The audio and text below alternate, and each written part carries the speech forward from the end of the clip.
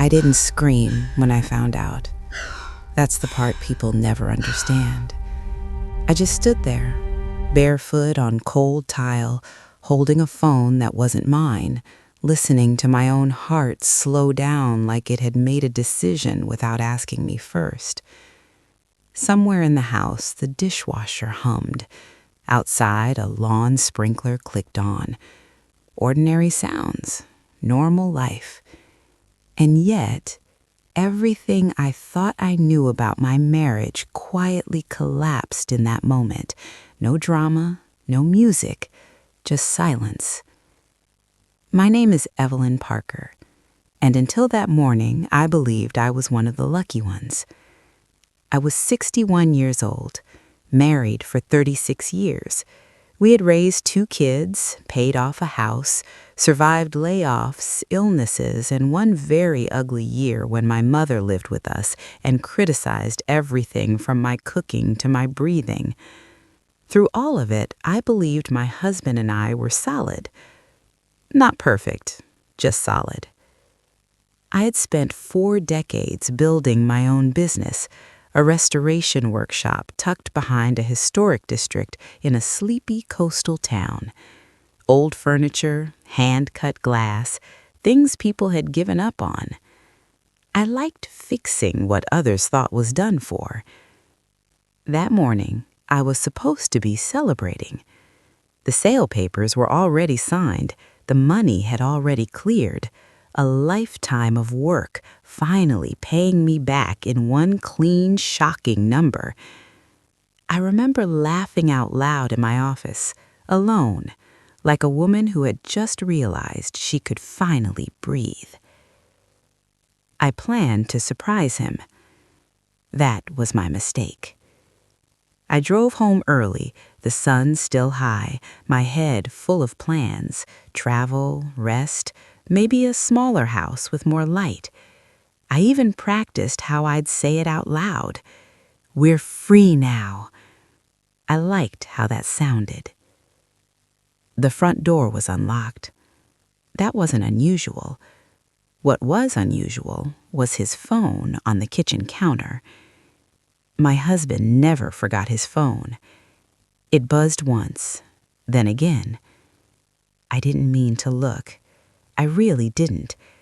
But when the screen lit up with a name I didn't recognize and a message that read, "Last night was a mistake," or maybe it wasn't, something in my body went still. I picked it up. I wish I could say curiosity drove me, or suspicion.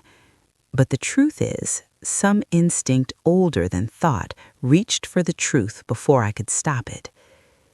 The messages weren't graphic. That almost made it worse. They were casual, familiar, comfortable. Years, not weeks. My hands didn't shake. My knees didn't buckle. I didn't cry. I sat down at the table where we'd eaten 1,000 dinners and scrolled through a life I had never been invited into. When I heard his car in the driveway, I locked the phone and placed it back exactly where it had been. Then I stood up, smoothed my shirt, and smiled. Because if there's one thing I learned early in life, it's this. When the ground gives way beneath you, the smartest thing you can do is stand very still and see who steps forward first. And that's when my real story began. I didn't confront him that day. I watched. That evening, he moved through the house like nothing had changed. He loosened his tie, kissed my cheek, asked what I wanted for dinner. The same questions he'd asked for decades, like they were lines he knew by heart. I answered the same way I always did. Whatever's easy. He smiled at that. He always liked when things were easy. While he showered, I poured a glass of wine and stood at the kitchen window, staring out at the yard we'd spent years fixing up together. He'd built the deck with his own hands. I'd picked the flowers. We used to joke that the house was our third child. Funny how quiet betrayal can be.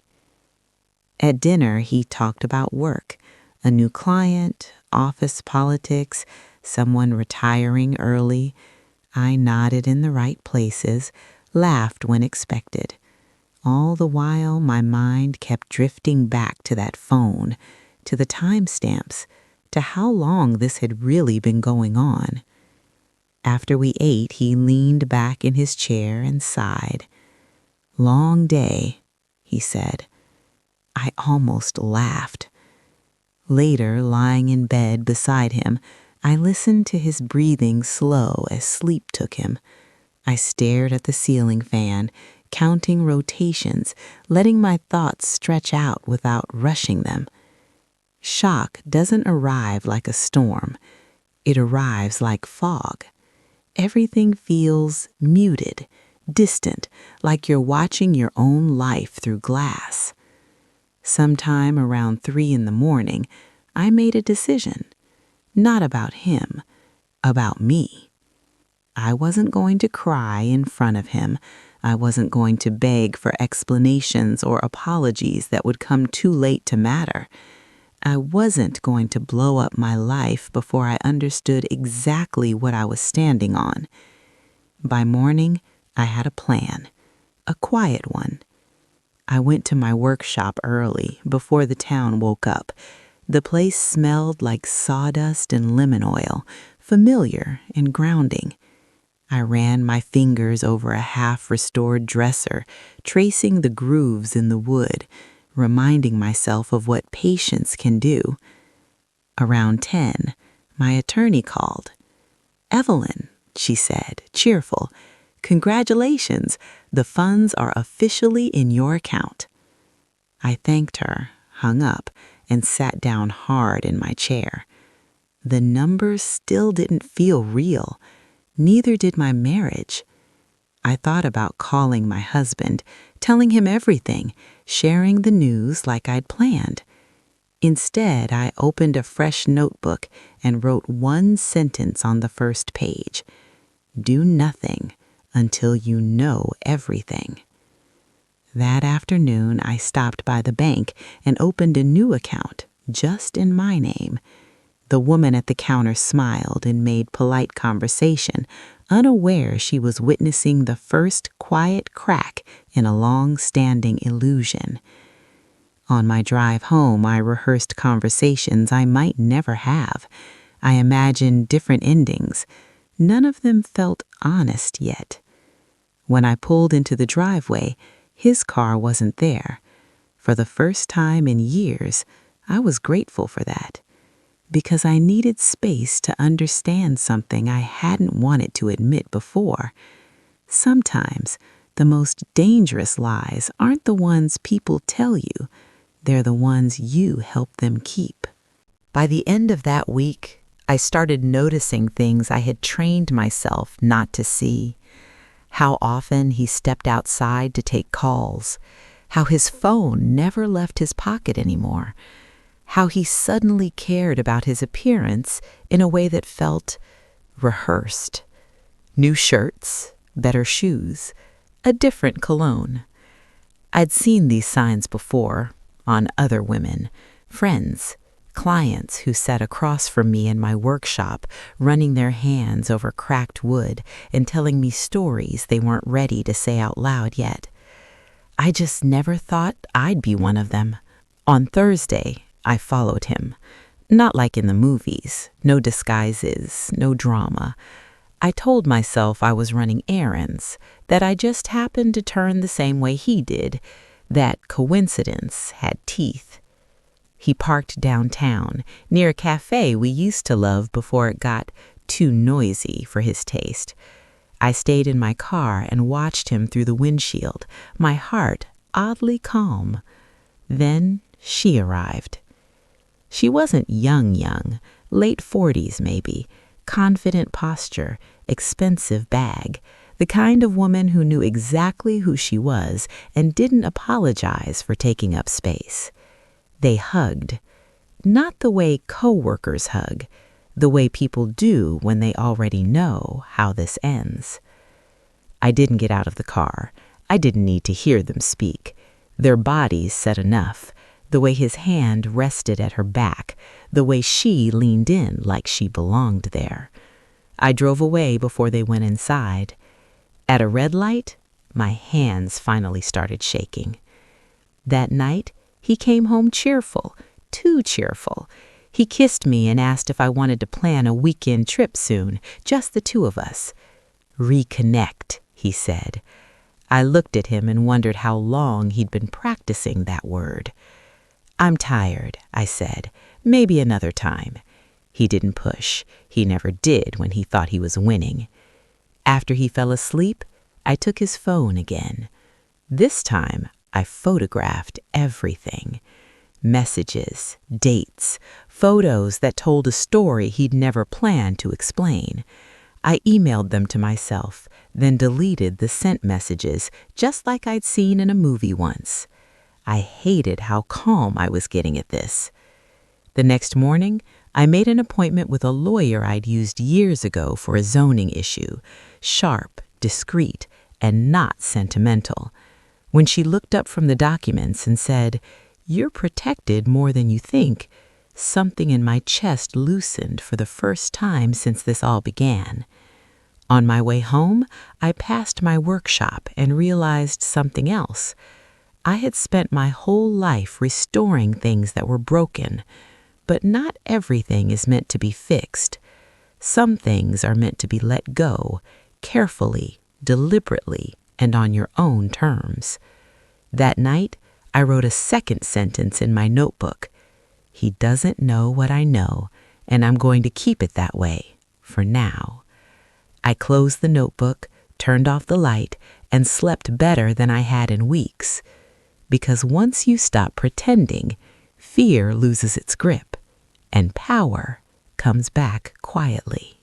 Control doesn't feel powerful when you first get it back. It feels heavy, like holding something sharp and realizing you can't drop it without cutting yourself. I started paying attention in a different way after that, not like a wife, but like a woman gathering facts.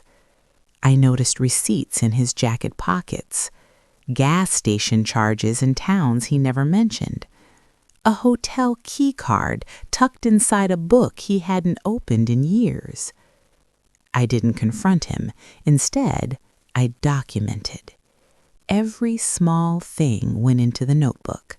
Dates, times, patterns. It felt methodical, almost cold, but it gave my emotions somewhere to sit so they wouldn't spill everywhere else. At work, I told no one. My employees assumed I was distracted because of the sale. They congratulated me, hugged me, asked what I'd do next. I'm figuring that out, I said. That was the truth. One afternoon, my lawyer called. You did the right thing opening a separate account, she said. For now, don't move anything else. Just observe. Observe. Like a scientist or a stranger in her own marriage. At home, he started acting careful, quieter, kinder. He brought flowers once, cheap ones, grocery store stems wrapped in plastic. I thanked him like it was normal, like my stomach didn't tighten when he handed them to me. One night over dinner, he said, "You've been distant lately." I looked at him, fork paused in midair. Have I? He nodded. I just want to make sure we're okay. There it was, the performance. We're fine, I said softly. I'm just tired. He reached across the table and squeezed my hand, the same hand that had signed contracts worth millions, the same hand that had held his through surgeries and funerals and births. I let him hold it. Later, alone in the bathroom, I stared at myself in the mirror longer than usual. I looked older than I felt, stronger than I thought. A woman who had survived a lot without ever asking for applause. I realized something then. He still thought I was the version of me that needed him. That misunderstanding was about to cost him everything.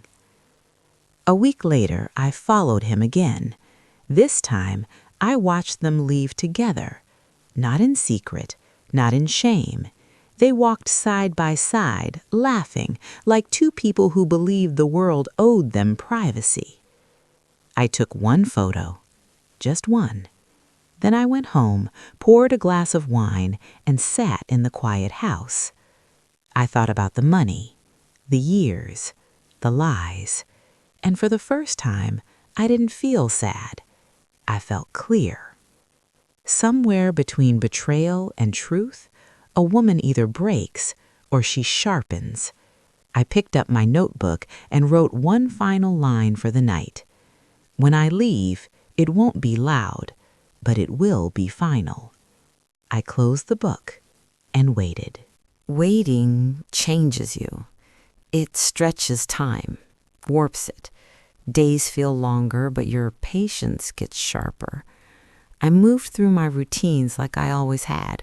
Coffee at 6, workshop by 7:30, lunch at my desk, but inside I was measuring everything. How long he stayed late, how often he forgot to call, how easy it was for him to lie. One afternoon, I overheard him on the phone in the garage. He didn't know I'd come home early. "Next week," he said quietly, "I'll figure something out." I didn't need to hear more. That night, I made a decision that surprised even me. I hired help. Not counseling, not mediation, information.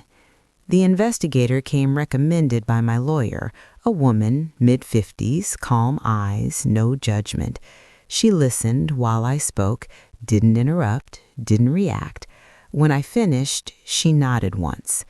"You want the truth documented," she said, "not drama, proof." "Yes." "Then don't change your behavior," she said. "Men notice shifts. Let 'em stay comfortable." Comfortable. I was good at that. Over the next 10 days, I lived 2 lives. In one, I made dinner, asked about his day, folded his laundry. I smiled at the right moments. I played the part I'd perfected over decades. In the other, I checked encrypted emails, reviewed timestamps, read summaries that confirmed what my gut already knew. It wasn't just an affair, it was a parallel life. Trips he'd claimed were conferences, gifts he'd charged to joint accounts, plans that did not include me, hadn't for a long time. The investigator sent photos, nothing explicit, just undeniable. Hands intertwined, a kiss outside a hotel, a weekend getaway 3 towns over. Evidence doesn't hurt the way betrayal does. It's cleaner, heavier, final. One evening while he showered, I stood in our bedroom and looked around like a guest. The furniture we'd picked together, the photos on the walls, smiling versions of ourselves frozen in time. I realized something then that made my chest ache. I wasn't mourning him. I was mourning the woman I had been when I believed in us. That weekend, he suggested a trip, just us, somewhere quiet. I almost admired the timing. "Let's plan it later," I said. "There's a lot changing right now." He kissed my forehead. "We'll get through it." I smiled into his shoulder. No, I thought, only one of us will. That night I slept deeply, peacefully, because the truth, once fully seen, doesn't shout. It settles, and when it does, there's no unseeing it. The thing no one tells you about clarity is that it brings grief with it. Not the dramatic kind, the quiet kind that shows up while you're folding towels or waiting at a red light. I started grieving things that hadn't technically ended yet. Our Sunday routines, the way he used to bring me coffee without asking, the shared language you build with someone after decades, the looks, the half sentences, the unspoken understanding. All of it was still there on the surface, but underneath, it was already gone. The investigator sent her final report on a Tuesday morning. I opened it alone in my workshop office, the door closed, the hum of old fluorescent lights overhead. I read every page carefully, twice. There it was in black and white. Duration, locations, money spent, lies told. The affair had begun 3 years earlier, right around the time I'd expanded the business, when my hours grew longer and my attention had shifted towards something I was building for us. The irony tasted bitter. I closed the file and didn't cry. Instead, I sat very still and thought about timing. That afternoon, I met with my lawyer again. She didn't soften anything. "You're in a strong position," she said, "but strength isn't just legal, it's emotional. Once you confront him, everything accelerates." "I know," I said. "That's why I'm not ready yet." She studied me for a moment. "You're not afraid." "No," I said. "I'm precise." At home, he was restless. I could feel it. He hovered more, asked questions he didn't want real answers to. "You seem different," he said one night. I met his eyes. "People change." He didn't like that. 2 days later, he asked about the money, casually, over dinner, like it was just another topic. "So," he said, swirling his wine, "have you thought about what we should do with it?" "We." I kept my voice neutral. "Some ideas." He leaned back. "It's a lot to manage. Maybe we should meet with an advisor, together." "There's no rush," I said. He smiled, but it didn't reach his eyes. That night, I lay awake and listened to his breathing. I realized he was afraid, not of losing me, but of losing control, and that told me everything I needed to know. The next morning, I moved the final pieces into place: documents, accounts, safeguards, quiet decisions made with steady hands. By evening, everything that mattered was protected. I cooked dinner, his favorite. He noticed. "You're spoiling me," he said, half joking. I smiled, just closing a chapter. He laughed, unaware of how true that was. Later, alone in the dark, I whispered something I hadn't said out loud yet. "I'm ready." And for the first time since that phone buzzed on the kitchen counter, I meant it. I chose a Wednesday, not a birthday, not an anniversary, not a day that already carried weight. I wanted the truth to stand on its own. That morning, I moved through the house slowly, noticing details like I was about to leave a place for good. The nick in the hallway wall from when our son tried to skateboard indoors, the loose cabinet hinge he'd promised to fix for years, the window that caught the light just right in early spring. Memory has a way of softening things right before you let them go. He came home earlier than usual. I expected that. When men sense change they don't understand, they try to arrive before it does. "Everything okay?" he asked, hanging his jacket. "Yes," I said. "Sit down. We need to talk." His shoulders tensed before he even turned around. I didn't raise my voice. I didn't accuse. I didn't dramatize a single word. I laid the folder on the table. Photos, dates, receipts. Truth doesn't need decoration. He stared at the papers like they might rearrange themselves if he waited long enough. How long were you going to let this go on? I asked. He opened his mouth, closed it, then tried again. It's not what you think. I nodded. It's exactly what I think, and exactly what it is. He reached for my hand. I pulled it back.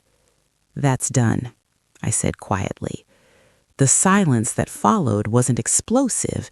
It was hollow, like a room after furniture has been removed. He finally spoke. What do you want?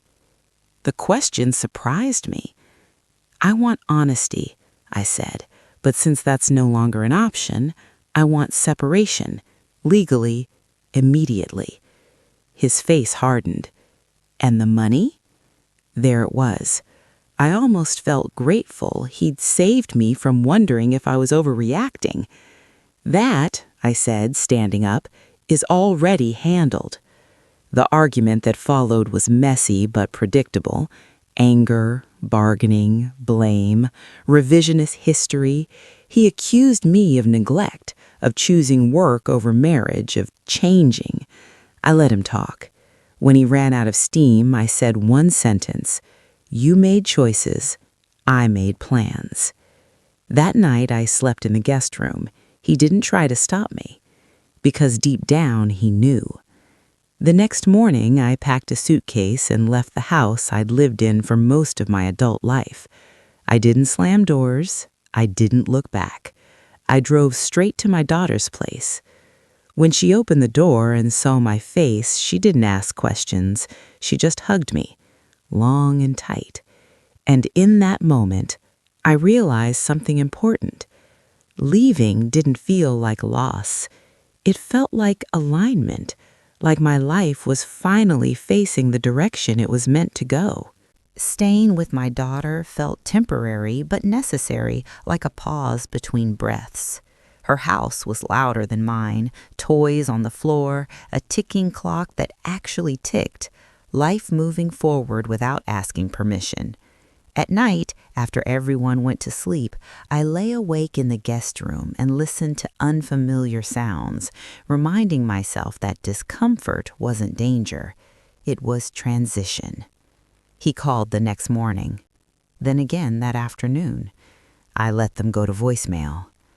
By day 3, the messages changed, less anger, more confusion, a softer voice, like the one he used to use when he wanted something without admitting it. I don't understand how you can do this, he said in one message, after everything. I listened once. I didn't replay it. My lawyer moved quickly. Papers filed, boundaries established, a temporary separation agreement drafted before a motion had time to rewrite facts. When she called to walk me through it, she said something that stayed with me.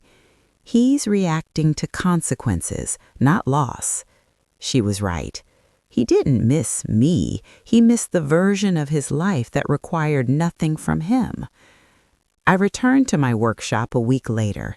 The sale was final, but the place still felt like mine. The walls held years of effort, fingerprints, quiet victories. I spent the day sorting through old tools, deciding what to keep, what to give away. Letting go had become a skill. That afternoon, I received an email from him. Not an apology, a proposal. He wanted to work things out while also discussing a fair division of assets. The phrasing was careful, legal, calculated. I forwarded it to my lawyer without responding. That night, I took myself out to dinner, alone, a small restaurant by the water I'd avoided for years because he said it was overpriced. I ordered whatever I wanted. As I ate, I watched couples around me. Some leaned in close, others stared at their phones. I wondered how many of them were telling the truth about their lives and how many were just playing their roles well. For the first time, I didn't envy anyone. I paid the bill, walked to my car, and sat there for a moment with the engine off. I wasn't lonely.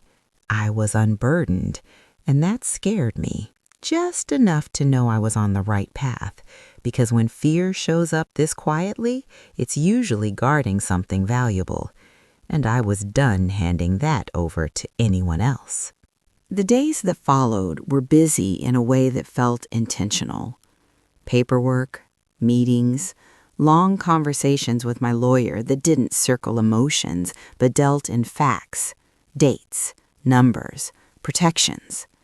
I learned quickly that peace doesn't arrive on its own. You build it, line by line, signature by signature.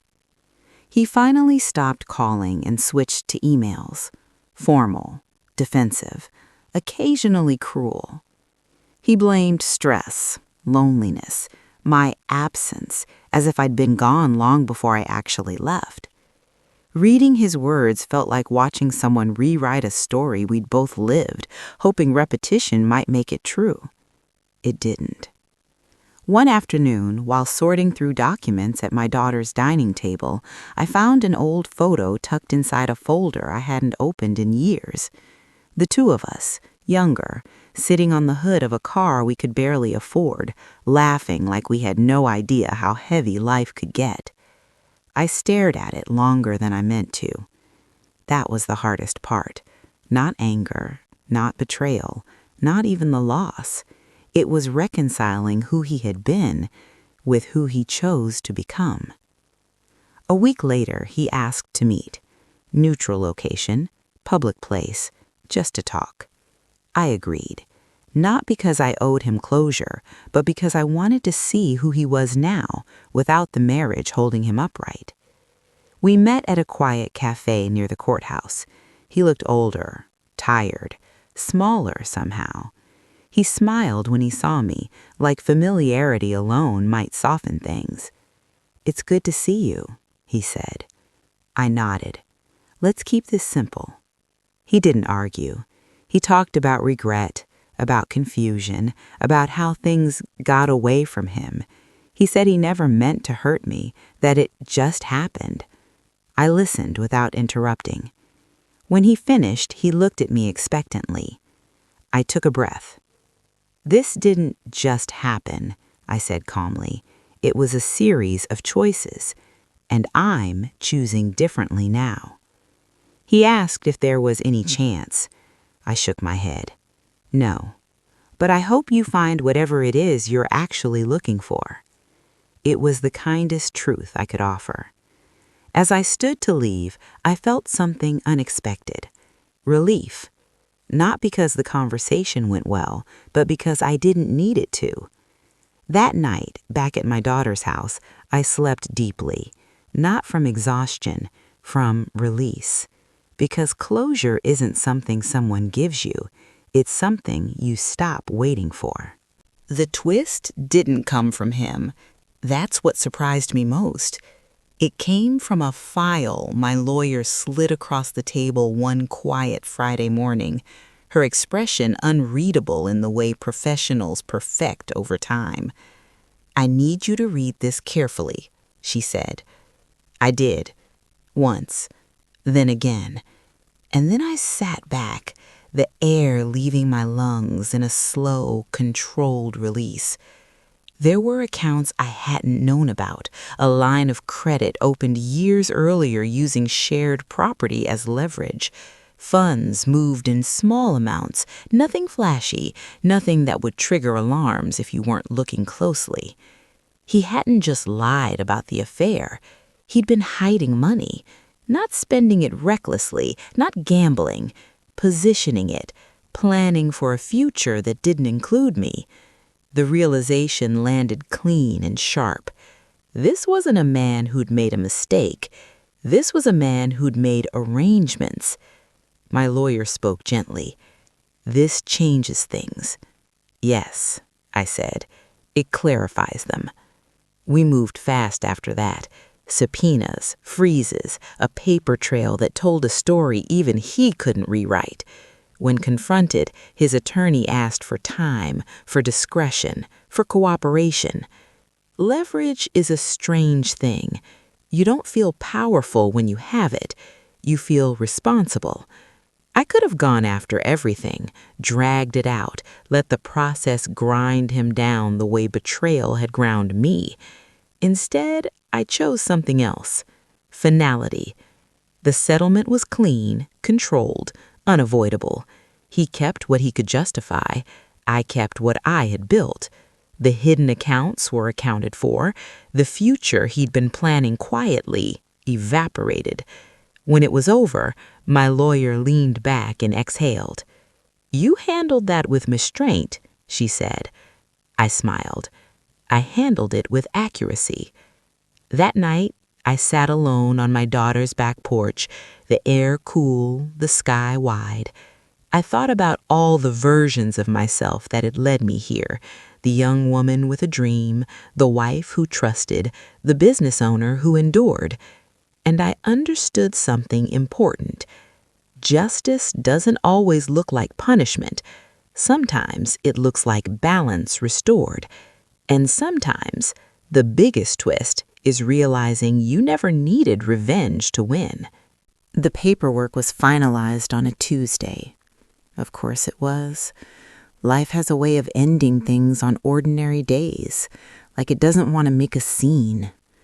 I signed the last document with a steady hand, slid the pen back across the table, and waited for something to happen inside me. A wave, a crack, a sudden rush of freedom. What came instead was quiet. A deep, settling quiet. "You're officially divorced," my lawyer said gently. I nodded. "I know." On the drive home, I passed familiar streets and realized I no longer belonged to them, not in the old way. I wasn't anchored by routines or roles anymore. I was unassigned, and that felt terrifying and open. I moved into a small apartment near the water, nothing fancy, just light, clean lines and windows that faced the morning. I furnished it slowly, intentionally, every piece chosen because I liked it, not because it matched a shared vision. My first night there, I sat on the floor with takeout and ate straight from the container. It tasted better than it should have. Friends reached out, some awkward, some supportive, a few surprising. I let myself accept help without explaining everything. I didn't owe anyone my pain as proof. One afternoon, I ran into him unexpectedly at a grocery store. He looked startled, hesitant. "Evelyn," he said, "you look good." "I am," I said, and I was. He mentioned the settlement, said it was fair, said he hoped I was happy. "I'm learning how," I replied. As I walked away, I realized I wasn't carrying resentment with me, just distance. That night, I unpacked the last box in my apartment and found the notebook I'd kept through everything, the pages filled with plans, observations, truths I'd needed at the time. I flipped to the end and wrote one final line. "This is where I stop surviving and start choosing." I closed it, placed it in a drawer, and turned off the light. Tomorrow would be whatever I decided to make it, and that was more than enough. Freedom doesn't announce itself all at once. It arrives in moments so small you almost miss them.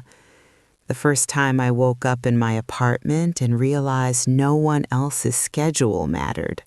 The first grocery trip where I bought food I actually liked.